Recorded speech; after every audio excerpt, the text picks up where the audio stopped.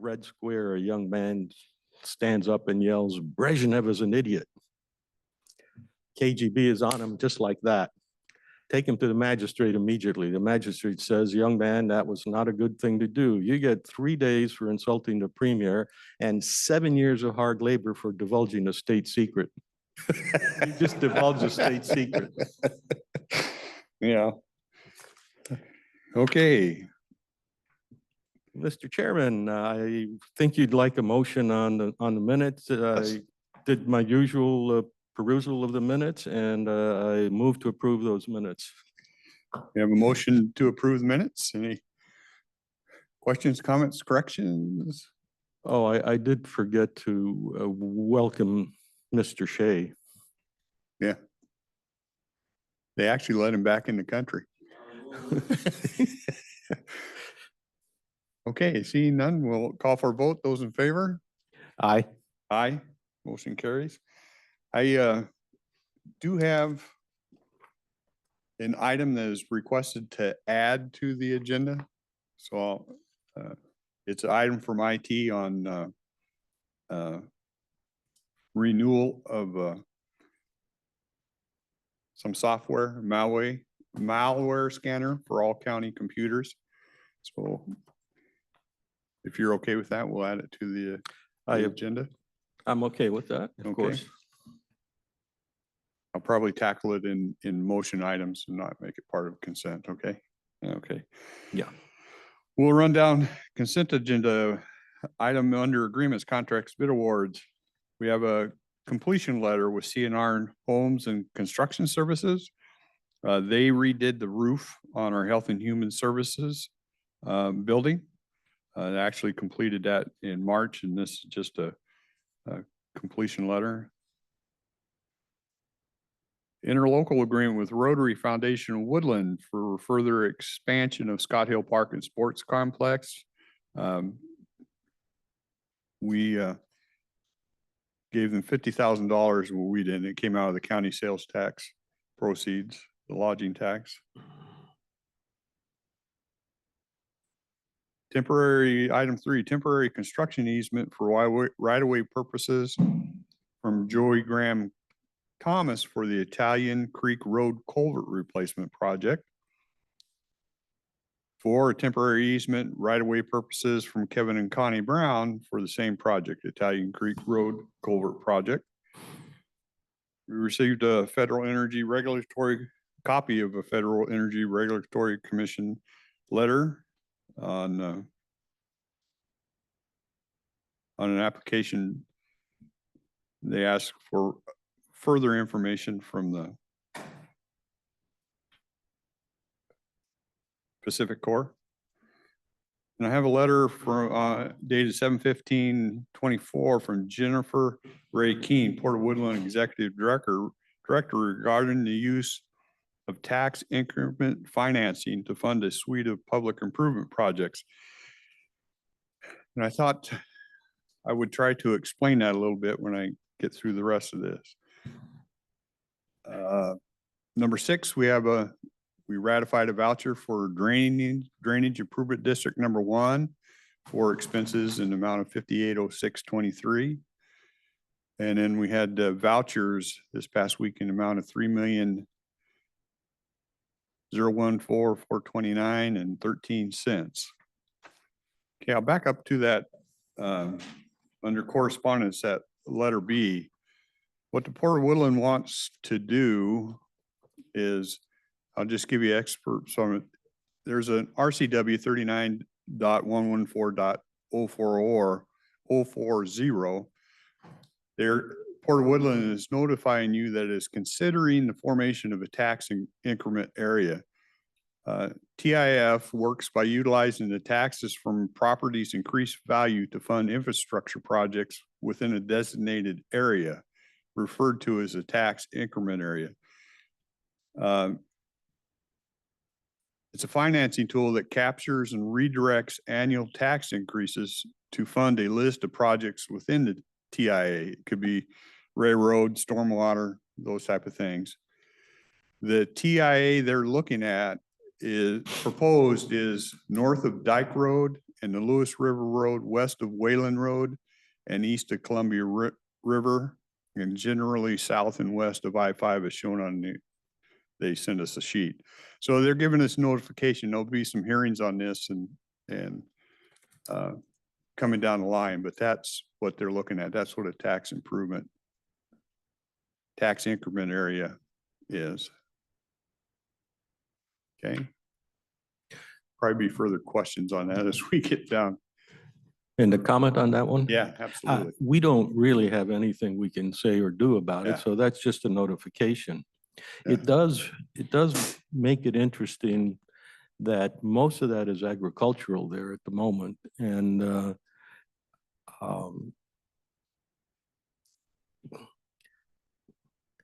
the improvements,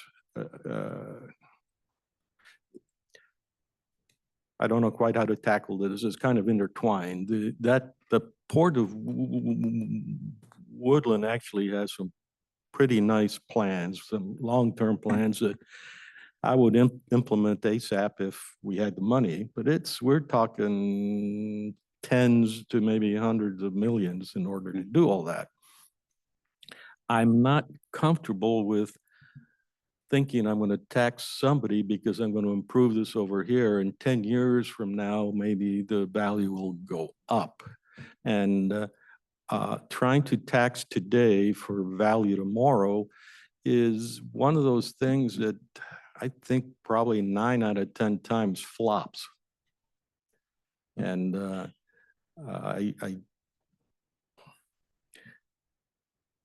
I'm not sure how to make sense out of it, but I am ambivalent in this case. I know their plans are good, their funding source. If the plans were that good, is there another way of funding it that might involve bonding in some Yeah, way? Yeah. Good comments. That's what I wanted to, because you probably aren't familiar with this. And so just trying to, like Commissioner Morton said, there's not a lot that we have to say into this, but just so you understand what's going on. Ron? All the plans may be great, but if you can't get to it, it doesn't mean a thing. What my observation in trying to get off the freeway and through Woodland into there with the 3 roundabouts in a row is a nightmare. And so we can sink all the money, all of our public money we want into those port areas, et cetera. But if you don't have access, it's a waste of money. Yeah, just a second on that. That certainly is a true statement, and it certainly seems applicable in many instances.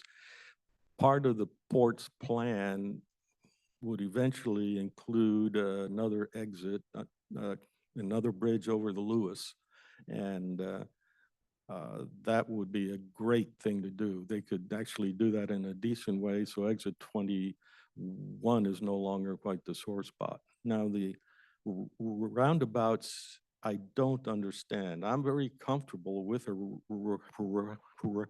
roundabout, but if you take an intersection that comes in orthogonally. 3 roundabouts in a row is a nightmare. No, I understand that. But even tackling a single roundabout itself, we were in an industrial area. Roundabouts aren't the best thing for heavy traffic, for heavy truck traffic. And what happens is that we tend to think that the area that an orthogonal intersection would occupy is the area where you're going to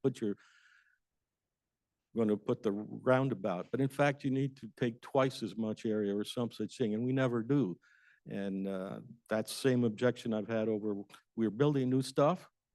We don't include the ample lanes for a bicycle. Amazingly, it's hard for me to say that word. Anyhow, I don't disagree with you. Yeah. And this is just a notification that they're headed down that path and they have to hold public comments and hearings. So public hopefully will participate. Yeah. Yeah, it's interesting that the port and stuff like that does have impact on the entire county. So, but I don't know if the entire county will have a say in there when they when they do the SEPA or NEPA Yeah. that they have to do.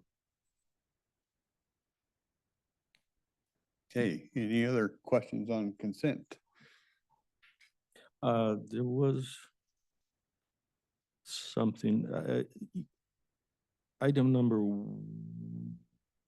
1 has the re-roofing or the roof, the re-roofing. And the gentleman who was just at the microphone knows a good deal about construction. I think the building has no more than a 10,000 square foot shadow Footprint? or image, yeah. I- Does that price seem to you high?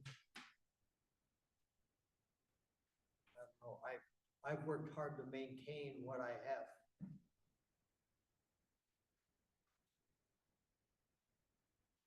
My real issue with most of this is that with the schools and everything else, if you take care of the roofs, if you maintain them, if you rejuvenate them periodically, they last a long time. But the easy way is to hire a big contractor to replace and do other things. So I take a different approach. I work hard on maintenance rather than replacement.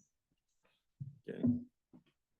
And there's not a problem with it. It was a job well done. There were no change orders on it. It just, the public needs to appreciate that things are very expensive as done by us.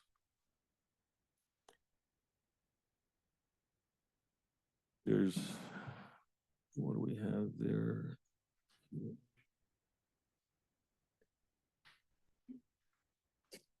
You saw the Q&A?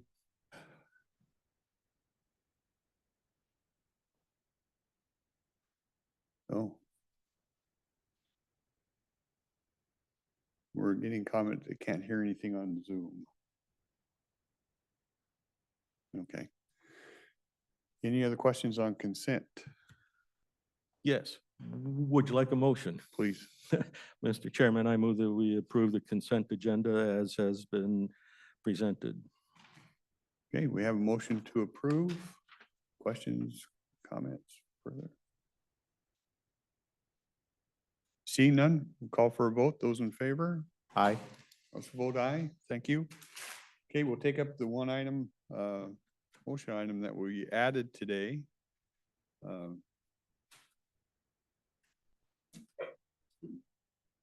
It's a proposal to renew Malwarebytes, the primary malware scanner for all our county computers, clients and servers. This software scans for both incoming and any existing threats and reacts to mitigate when malware is detected. It's a 1-year, cost of a 1-year term beginning 7/30/24 is $52,605.25. And it looks like this was a cost increase of about 3%. Did I explain that well enough, Travis? Yes, very good explanation. Thank you. So just some ancillary questions, maybe others will have questions.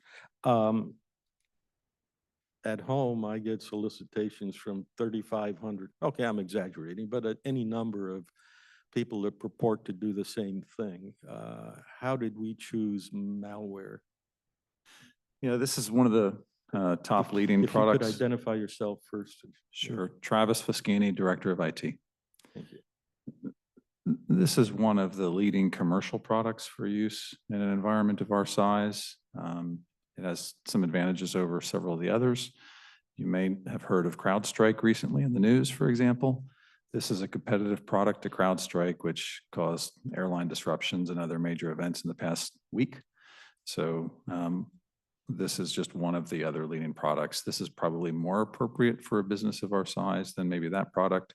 That product is typically used in much larger environments. So this one is a little bit easier to operate in general. Are these contracts negotiable? Like, do you contact them and say, we can afford this much, but not that much kind of thing? Yeah, generally speaking, we go directly to the vendor for this particular product or to the software provider. I've inquired about discounts. They've been unwilling to provide any additional discount.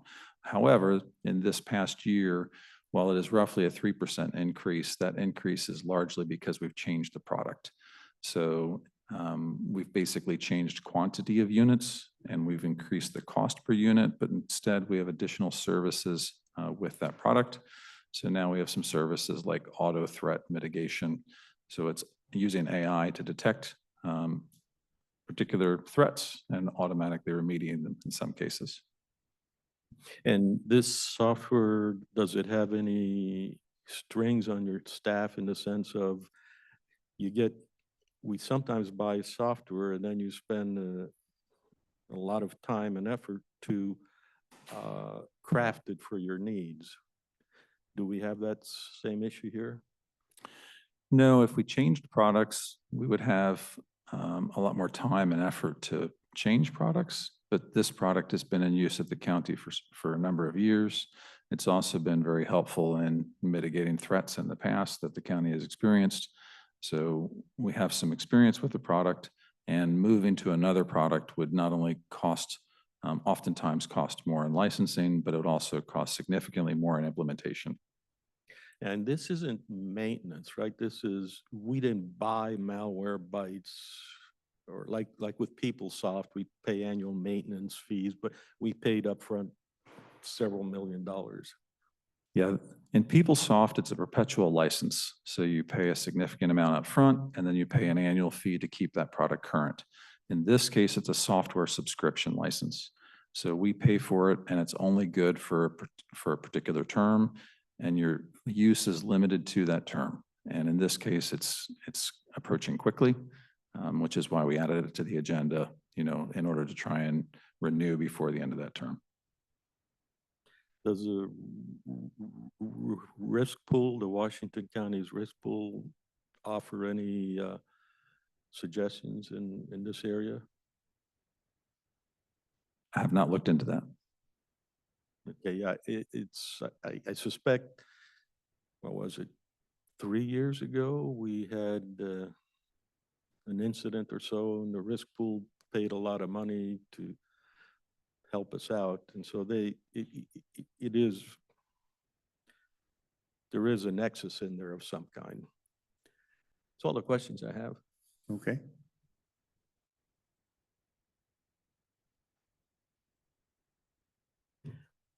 So are we paying merely money for software, or is there technical support backup?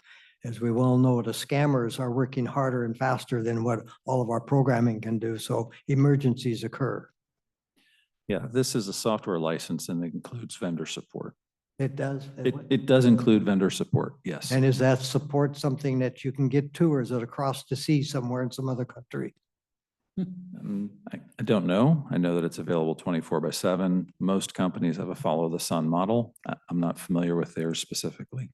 Well, it doesn't help if I call and I'm speaking to some country that I can't hardly even understand their language.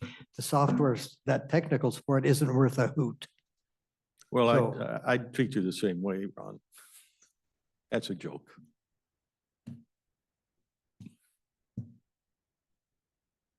Any other questions? Mr. Chairman, I move that we approve the software license renewal that has been presented for the total cost of $52,605.25. Okay, we have a motion to approve. Last chance, comments, questions? I see none. We'll call for a vote. Those in favor? Aye. Also vote aye. Thanks, Travis.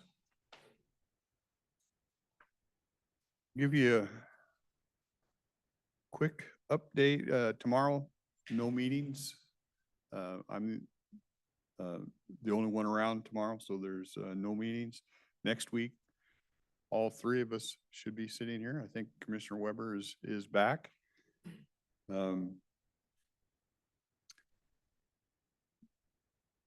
We had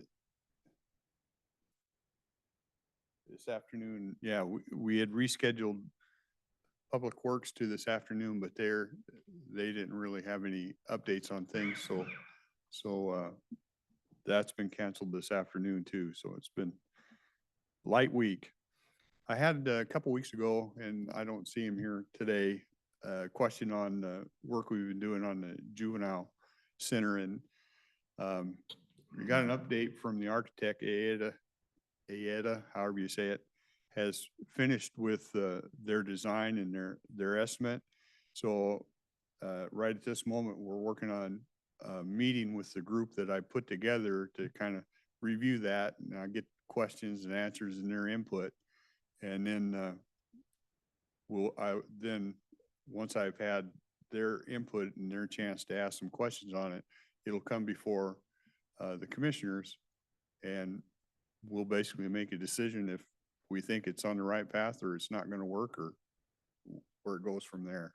So that was kind of answer to a question I got a couple weeks ago. So that's getting close. I am out for about 10 days or so, so I don't know when that meeting will get scheduled, but the work has been completed, and I think that was the big question. Anything else we got going on? Ron? The opening of the fair. Yeah. I notice on your upcoming events, the July 30th Board of Health meeting is canceled. That certainly is because we can't find anything to do. So is there some reasoning behind that? We're just in the midst of electing a new board, and on the 8th, we'll start interviews. We're collecting applications. So we just canceled July 30th until we get the new board seated. But in the meantime, you have the existing board members that are there.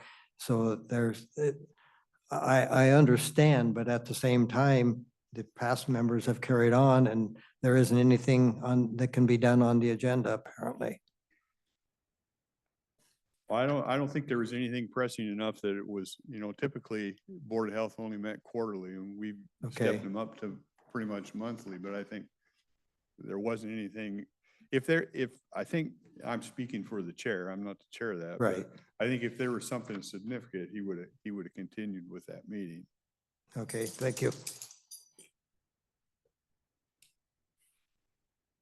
That does bring up, I think, our first round of interviews. What I saw is we're looking on the 8th, and then there'll be some follow-up. The 12th. It's a Monday. Yeah, okay. Sorry. First round is 12th, and then I think there's another date too, the 20th. Anything else?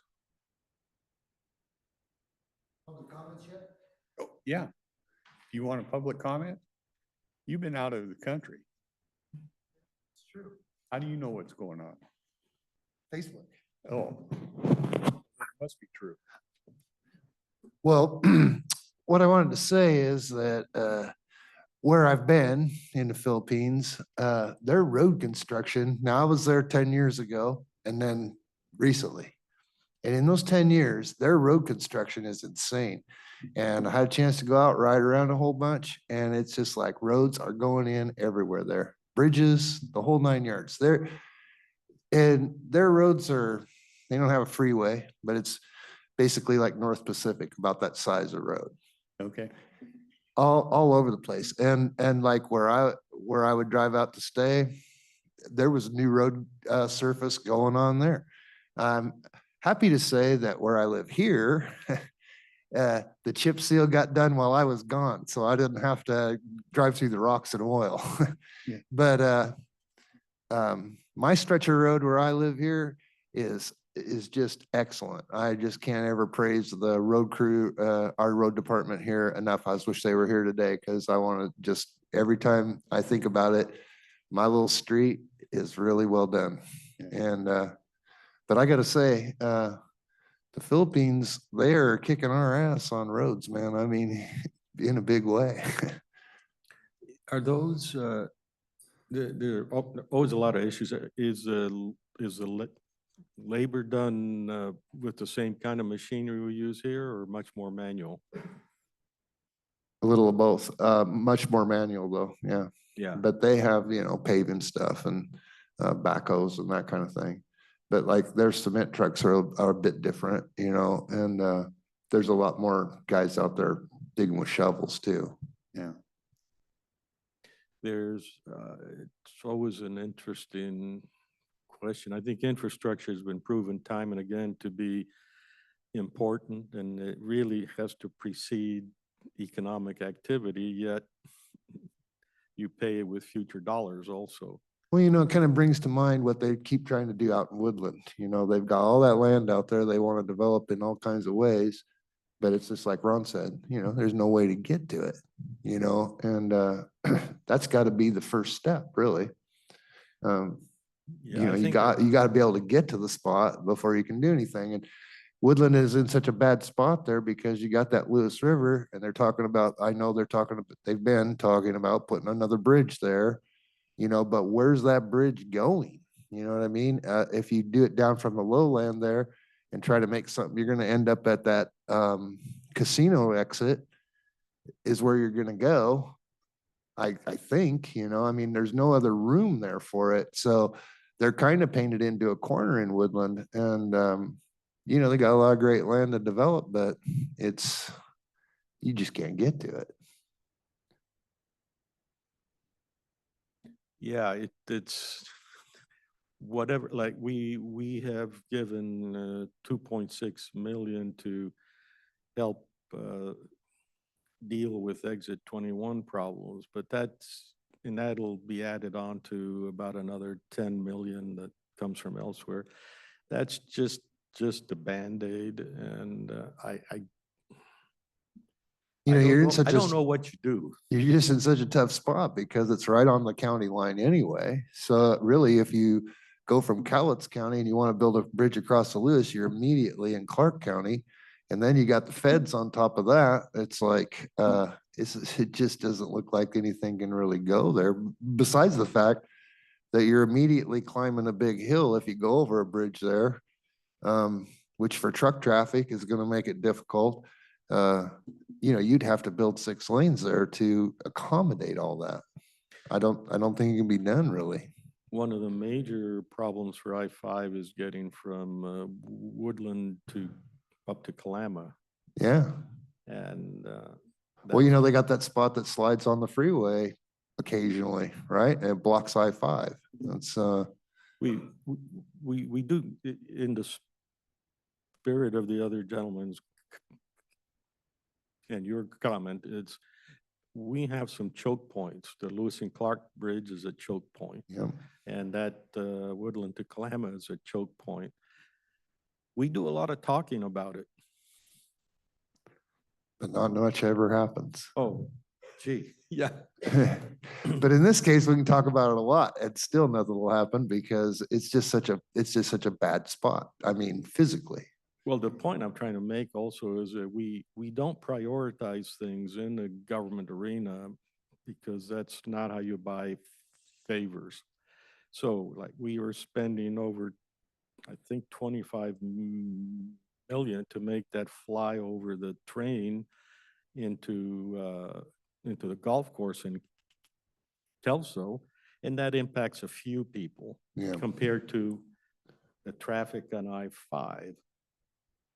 So we're going to maybe do 12 million for a Band-Aid on I-5 and 26 for here. I'm looking at that and it just doesn't add up.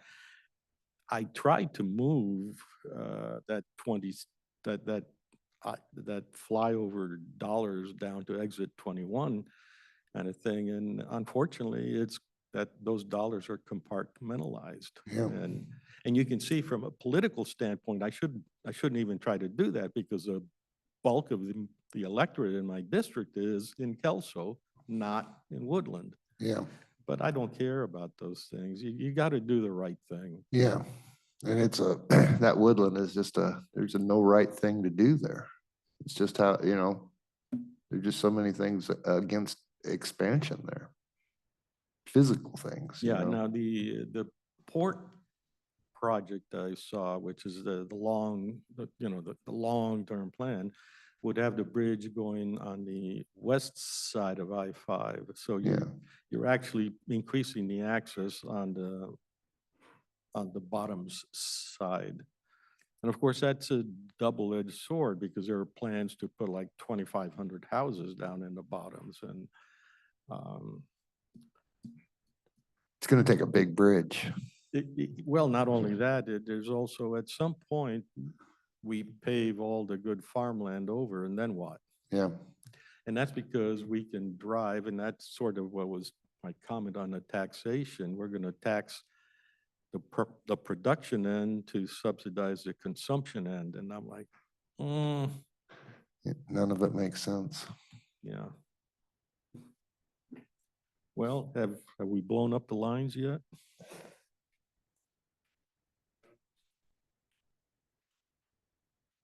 It- Go ahead, Ron.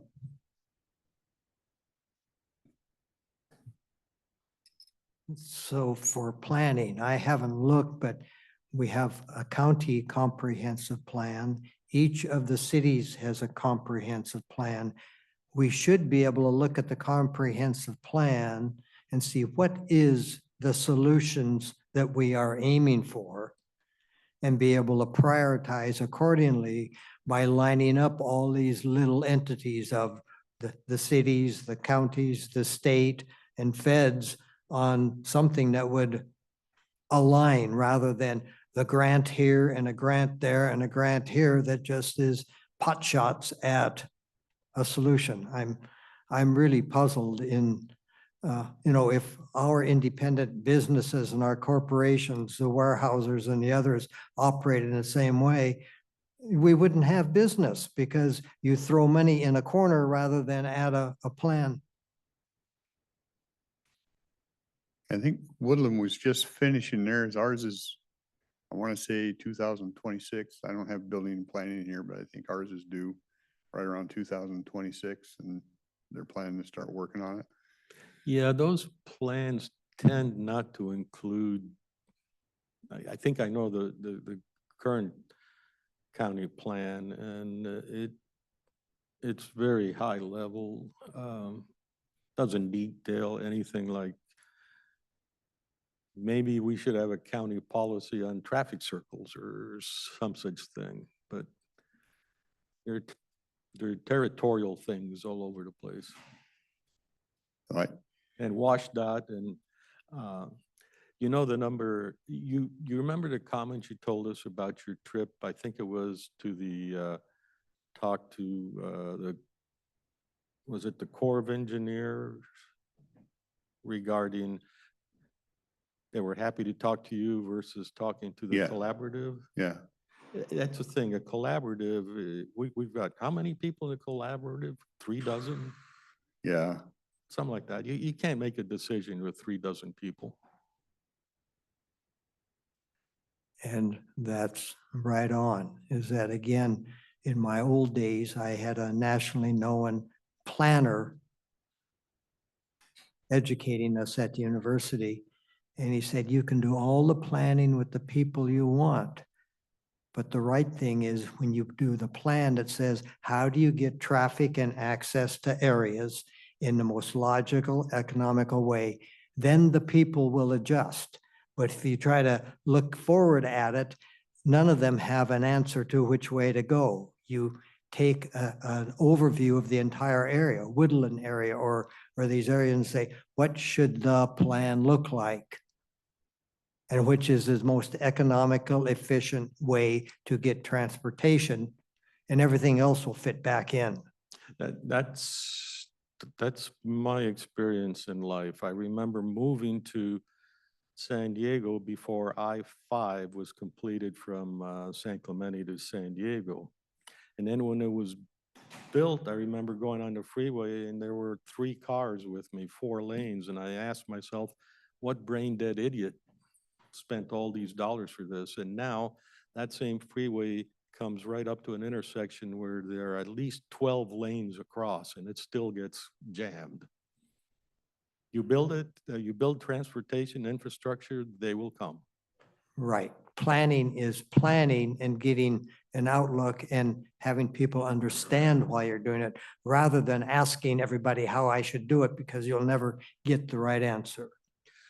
The problem there is, how do you get the funding to do it? Because it comes from the people, and Why, even in school, people say, well, why do I have to take a math class? I don't plan to be a mathematician. And to me, that's a question that's always improperly answered. Well, it's the same, you're at, one point you just made, the freeway, Interstate 5, but in the Woodland area. That's a national disaster waiting to happen. Yep.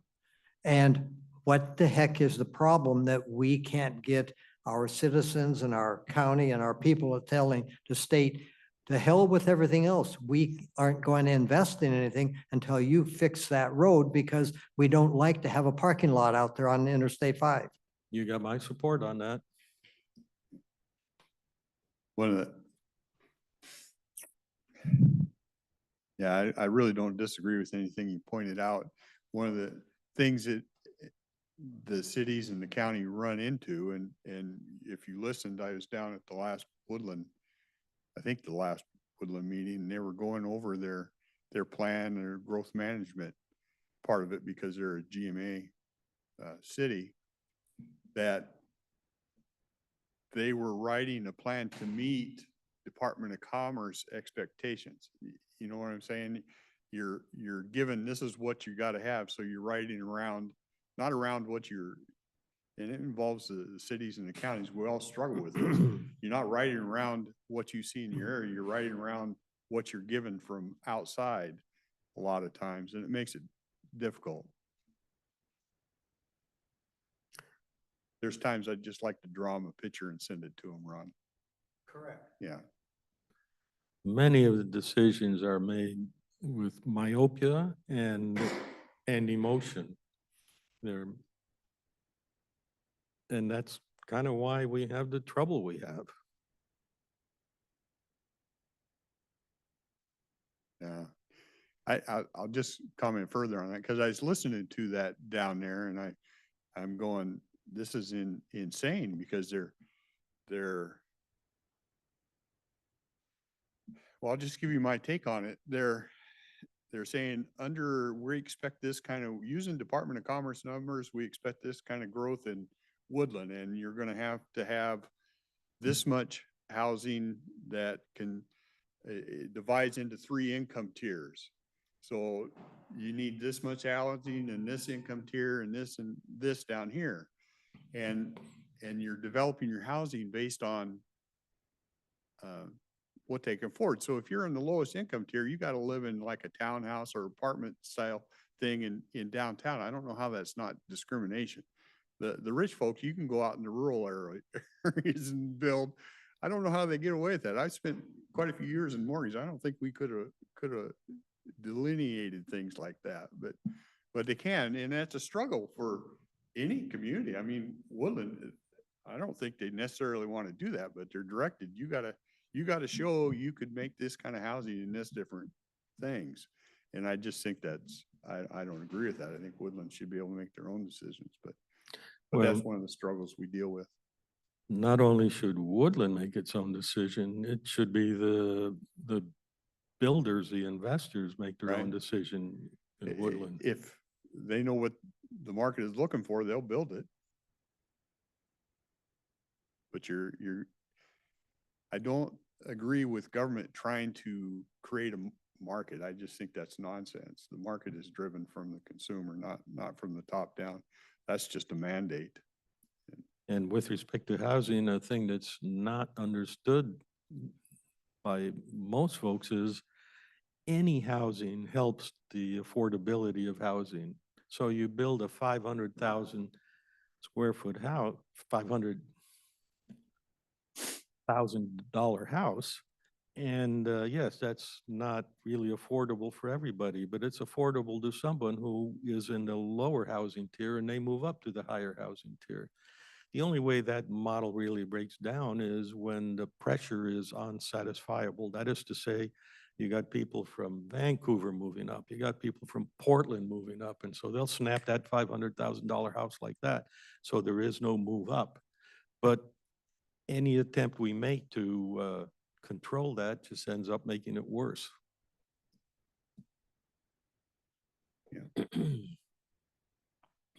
Anything else? Okay. Seeing nothing, we will adjourn. Thanks for spending the morning with us.